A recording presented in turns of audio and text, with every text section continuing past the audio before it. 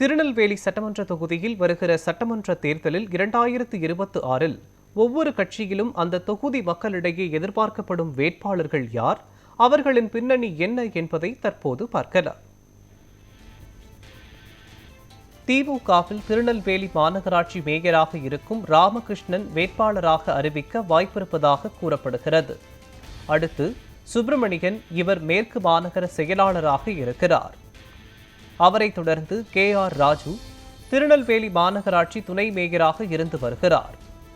இவர்களை தொடர்ந்து முன்னாள் MLA-வான மாலை ராஜா, திமுக மாவட்ட துணை செயலாளரான SP சுரேஷ், மருத்துவர் அணியைச் சேர்ந்த ரவி ஆகியோர் திமுக வேட்பாளர் பட்டியலில் இருப்பதாக அப்பகுதி திமுகவினர் கூறுகின்றனர்.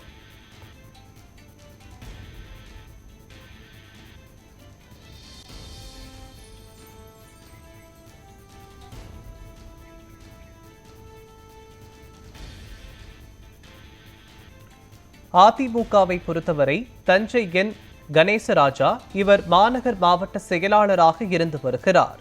இம்முறை கணேசராஜா வேட்பாளராக அறிவிக்க வாய்ப்புள்ளது என்கிறார்கள் அவரது ஆதரவாளர்கள்.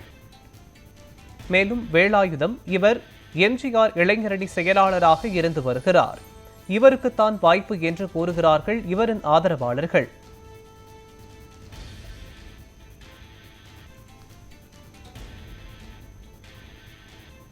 பாரதிய ஜனதா கட்சியில் அக்கட்சியின் மாநில தலைவர் நயினார் நாகேந்திரன் சட்டமன்ற வேட்பாளராக களமிறக்கப்படுவார் என்று கூறப்படுகிறது. அடுத்ததாக பாஜகவினால் கூறப்படும் நபர் பலவேஷம், இவர் மாவட்ட தலைவராக இருந்து வருகிறார். காங்கிரஸில் முன்னாள் MP ராமசுப்பு, முன்னாள் மாவட்ட தலைவர் சங்கரபாண்டியன் ஆகியோர் இடையே போட்டி நிலவுவதாக கூறப்படுகிறது.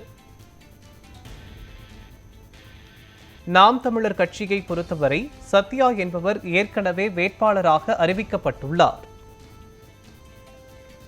தமிழக வெற்றி கழகத்தால் அஷ்மிதா மாவட்ட மகளிரணி அமைப்பாளர், சுபர்த்தனா மேற்கு மாவட்ட செயலாளர் ராஜகோபாலன் ஆகியோர் போட்டி பட்டியலில் இருப்பதாக கூறப்படுகிறது.